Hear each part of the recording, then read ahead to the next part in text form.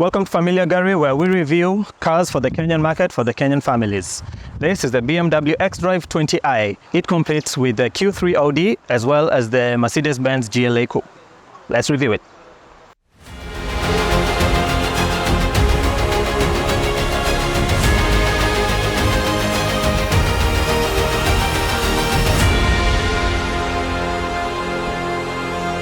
This episode is sponsored by Carhood. Save over 65,000 shillings by importing your car and having it delivered in 6 weeks. You also get a 70-point inspection and a 6-month warranty on engine and gearbox issues. Special thanks to Splash Foam Spa Car Wash along Joseph Kang'ethe Road off Ngong Road for getting the right spick and span for the shoot. The first-gen BMW X1 actually comes off the 3 Series E84 platform. When you look at most of the design, it's actually not quite an X3, it's not quite an X5, it's not a station wagon, and it's not an SUV. So what exactly is it? This is what you'd call a sport active wagon, an SAV. Somewhere in between over there. When it comes to the ground clearance, it's at around 7.5 inches compared to Kenyan roads, which is at 6 inches. It can clear off most of it, but not all of it, especially when you're going up country. Can it go off-road? Well, when you have the X-Drive version, this is the all-wheel drive version. It's a front engine all-wheel drive. When you go for the S-Drive, that's a rear-wheel drive front engine. So the S-Drive won't quite give you a lot of that torque that you need or that strength that you need to clear off the muddy roads. But the X-Drive is something that is worth considering. Worth noting also is majority of some of these sport active wagons that are all-wheel drive have been designed for snowy roads and not muddy roads and rough roads like in Kenya. You're better off with the Japanese. This E84 X1 gives you an N20 engine with an inline 4 turbo, 184 horsepower, and it moves from 0 to 100 kilometers per hour in 7.8 seconds. Fuel economy is quite fair, from 7.5 to 7.7 liters per 100 kilometers on a 63-liter fuel tank. This first gen X1 gives you 255 wide wheels and 17 to 19 inches rims. Features you get with this car as standard include a reverse camera, twin exhaust, a small spoiler and a shark fin on top, but no cruise control. Optional, you're looking at front fog lights, a panoramic sunroof, and the iDrive system. So chances are, if you're looking at one of the base models, it won't have the iDrive system. Instead, it's going to have a storage area at that place.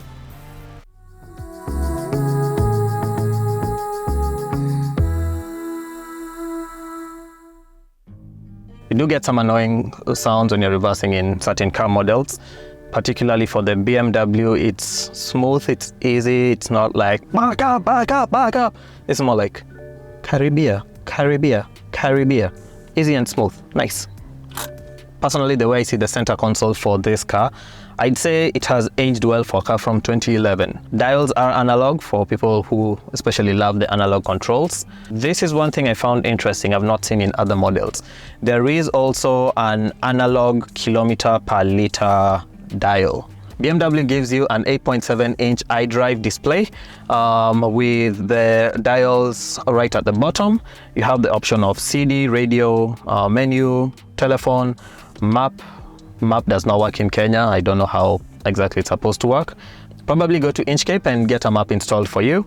There's a back option, there's a back button, and there's the option button. Controls on the wheel are 4 directions, and you push down to select the option that you want. You have your center locking in the middle, right above the hazard button. Plastics on the aircon vent don't feel like they're going to break easily, which is nice. The weird thing about this entertainment system is the dial for the volume is very tiny. They could have gone the Audi way, just put the volume button right next to the infotainment controls. There is dual zone aircon option. People at the back, unfortunately, don't have the vents there other than at the feet. And for this model down at the bottom, you get traction control as well as downhill descent option, because this is an X-Drive. You get the all-wheel drive. There is a great space here to be able to slot in your phone. For me, it fits at least 2 phones. Single USB, there is an auxiliary button. You get 12 volt. Actually, this car is loaded with 12 volt options. There's a 12 volt at the driver's side, inside the storage compartment for the passenger at the back, and you've got another 12 volt back at the boot. Power is not an issue over here. Strange thing about this design is, unlike most cars where you get two options of where to be able to put in your cups for the passenger and the driver, this one there's only one cup option, so passenger and the driver are going to fight for it. So center console, this is adjustable, works. Move it back, simple. Oh, looks like I found the second cup place. There are two cup storage spaces. You've got the first one that is exposed, the second one is somewhat hidden. I have no idea why. Second one is hidden in the storage, and so that means it's taken up quite a portion of the center console storage space. And you still have your 12 volt over there. On the door storage, there is a bin that you can be able to store at least a liter bottle of water in here comfortably. Document place, there is a rubber band here also holding of documents.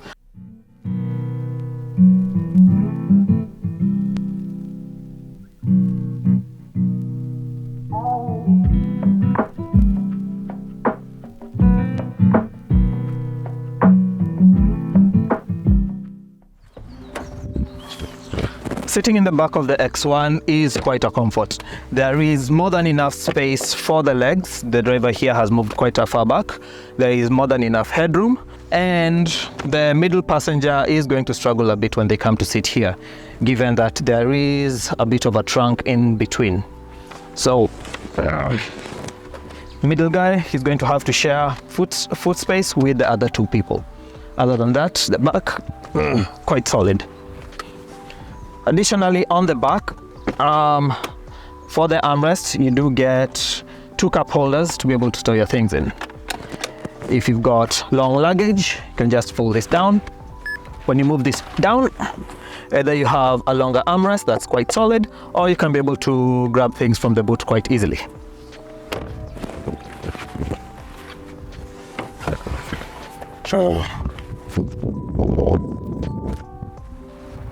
The X1's trunk is hand operated. No holding points over there, holding point is up here. And one of the main things you'd notice with the space is the wheel arches over there appearing. There is a light lip over here on the side. When you lift up on this space, you have a storage divider. The storage divider can be removed. Furthermore, when you lift it up some more, you do have your lifesavers and a couple of other tools, including the car's battery. BMW did not hold it back when it came to storage, as they have a rubber band with a fire extinguisher, additional storage open over there, and a netting storage for your other stuff.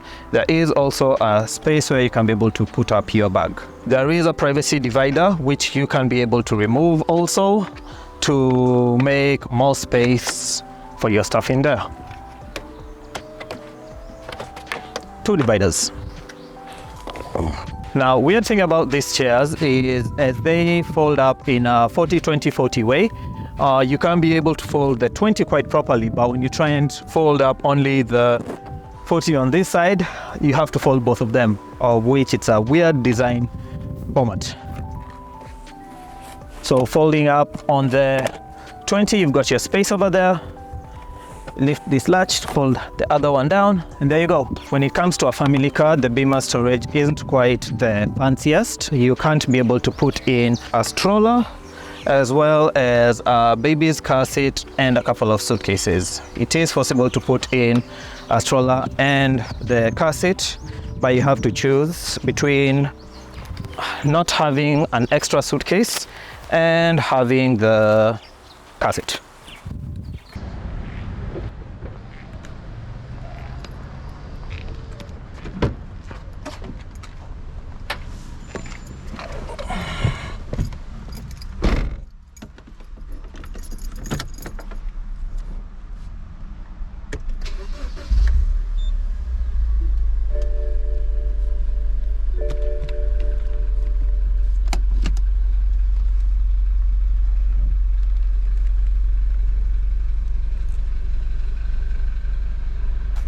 One of the first things that stands out while driving the X1 is how stiff the steering wheel feels. It's almost as though you're in a gym.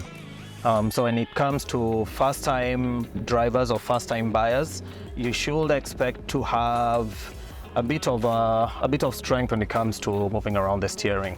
In terms of driving position, so the steering wheel, this is a rack and pinion, so I can be able to move it up and down and closer or further away, which is a great experience. Let's say if you want to be a low seater, but you want the steering wheel to be way closer to you, that works quite well with this. And it's one of the common things with European cars. In terms of steering wheel controls, I mean, you don't have much to control on your digital cluster. There is one tiny button over here for resetting the kilometers traveled, but other than that, it feels a bit meh. There is an icon for voice control, though on testing it really hasn't done much over here.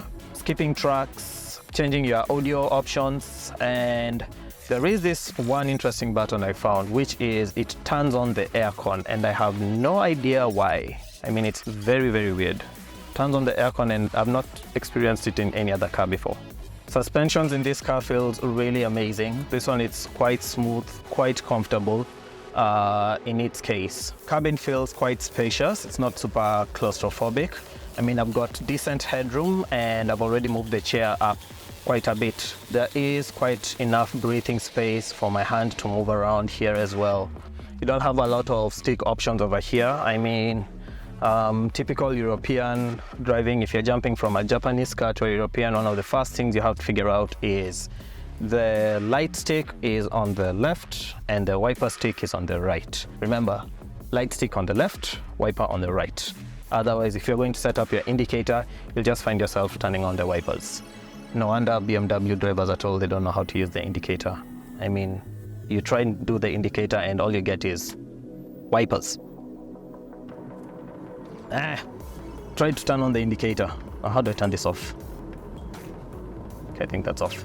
Waiting for the light to change. On the shades, you do get beauty mirror, vanity light as well. For the driver's side, for the passenger, you also do get a vanity mirror as well as the light. This is not the sunroof option. If you do get the sunroof option, it does have quite a great panoramic roof on it. There is no sunglasses case. I mean, if you're taking out the option for the sunroof, at least give us a sunglasses case over there. There is an auto dimming option that's installed into this model. You do have spotlights for when you want to read.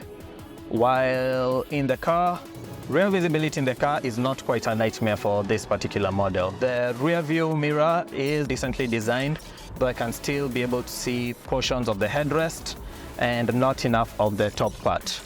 One of the cool features about this car is when you want to reverse and you're tired of always adjusting your rear view mirror, is you first of all select the side mirror option on the driver panel. You nudge the button to the driver side, shift into reverse. You can adjust the passenger mirror as much as you want to up to the place where you feel most comfortable with it.